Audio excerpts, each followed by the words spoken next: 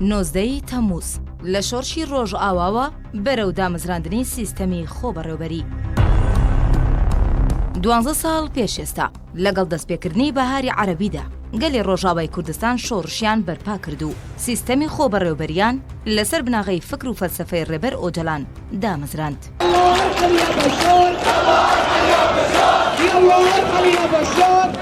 ئەمڕۆ لە چوارچێوەی ئەو سیستەمەدا ژنان، گەنجان، هەموو ئاین و نەتەوەکانی ناوچەکە نوێنەرایەتی خۆیان دەکەن و خاوەنی دەستوری کۆمەڵایەتی خۆیانن. لە ساڵی 2012 بەهاری عەرەبی لە هەریەک لە وڵاتەکانی تونس، میسر و وڵاتانی دیکەی عەرەبی دەستی پێکرد. دوجارش سووریای گرتەوە.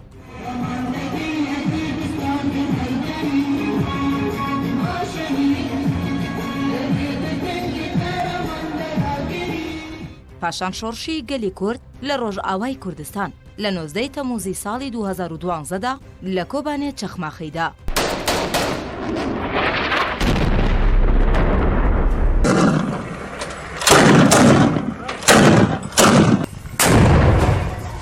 لە کاتێکدا گۆڕانکاریەکان زۆر بە خێرایی لە ناوچەکەدا تێدەپەڕین و لەلایەن ڕژێمی سووریاوە وەڵامی داواکاریەکانی گەلی کورد نەدەدرایەوە.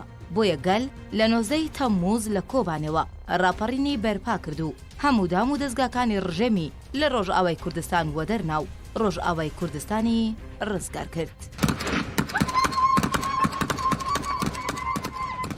هەردوای ڕاپەڕینەکە چەتەکانی داعش لە ڕقەوە دەستیان بە هێرشی نامرۆڤانە و کۆمەڵکوژی کرد و ڕویان لە ناوچەکانی ڕۆژئاوای کوردستان کرد. بەڵام بەهێز و بازووی ژنان و گەنجانی کورد و بەرهەمی زیاتر لە 11,000 شەهید لە چوارچەوەی بەرگری ڕەوا و یەکینەکانی پاراستندا جگە لە ڕۆژئاوای کوردستان تەواوی ناوچە داگیرکراوەکان و ژێر دەسەڵاتی داعشیش ڕزگار کران و لە ڕقەی پایتەختیاندا هەناسەیان بردرا.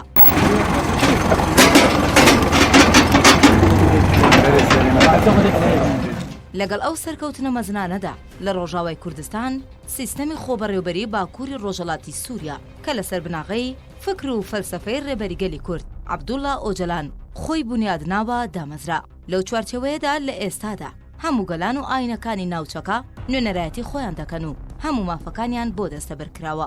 لە هەمان کاتدا ئەمە شۆڕشی ژنان بوو بەسەر دەسەڵاتی پیا و سەلاری و تاکڕەوی ڕەگەزیدا. لە دوای ئەم شۆڕشەوە ژنان لە هەموو ناوەندەکان و کایەکانی ژیاندا پێشەنگایەتی خۆیان دەکەن و بە شێوەی هاوسەرۆکایەتی لە سیستەمەکەدا جێدەگرن. ئەمڕۆ گەنجان خاوەنی بڕیار و ڕێکخستنی خۆیان و لە هەموو کۆڕ و کۆبوونەوە و کۆنفرانسەکاندا جێپەنجەیان دیارە. هەروەها گەنج لە سیستەمی خۆبەڕێوەبەریدا پایەیەکی سەرەکی بڕیاردانە و بوون بە داینەمۆی نوێگەری کۆمەڵگا. لە پێش ئەم شۆڕشەدا گەلی کورد بە هیچ شێوەیەک نەیدەتوانی بە زمانی کوردی بخوێنێت. لە ئێستادا ڕۆژئاوای کوردستان خاوەنی چەندین زانکۆی پێشکەوتوو سیستەمی پەروەردەی تایبەت بەخۆیەتی کە زانکۆکانی لە ئاستی نێودوڵەتیدا باوەڕپێکراون و ساڵانە خوێندکاران داهێنان و توێژینەوەی تێدا دەکەن. هەروەها ژینگە و خزمەتگوزاری یەکێکی دیکەی ئەرکە سەرەکیەکانی ئەم سیستەمەیە کە لە دوای شۆڕشەوە پرسی ژینگە لە ناوچەکەدا بە تەواوی گۆڕانکاری بەسەرداهاتوە و سەدان باخ و باخچە دروست کراون. هەروەها لە هەموو ناوچەکان ئیدارەی خۆبەڕێوەبەری بەپێی توانەکانی خۆی شەقام و خوێندنگە و نەخۆشخانە و ناوەندی خزمەتگوزاری بونیادەنێت و سیمایەکی نوێیان بە ڕۆژئاوای کوردستان بەخشیوە. لە ئێستادا ئیدارەی خۆبەڕێوەبەری باکوور و ڕۆژهەڵاتی سووریا خاوەنی هێزێکی تۆکمەن و لە هەموو نەتەوەکانی ناوچەکە پێک دێن و ناویان لێنراوە هێزەکانی سووریایی دیموکرات هەسەدا. ئەم هێزە ڕۆڵێکی سەرەکی هەبوو لە کۆتایی پێهێنانی چەتەکانی داعش و ڕزگارکردنی ناوچە داگیرکراوەکان. هەروەها لە کاتی هێرشی دەوڵەتی داگیرکەری تورک بۆ سەر عەفرین سەرەکانی و گرێسپی دەیان شەهیدیان بەخشی و داستانی نەبینراویان تۆمار کرد. لە ئێستادا ئەم سیستەمە کە بەرهەمی شۆڕشی 19 تەمووزە خاوەنی دەستوری تایبەتی کۆمەڵایەتی خۆیەتی و مافی تەواوەتی بە هەموو گەلان و ئاینەکانی ناوچەکە بەخشیوە و لە چوارچەوەی ئەو دەستورەدا خزمەت بەگەڵ دەکات.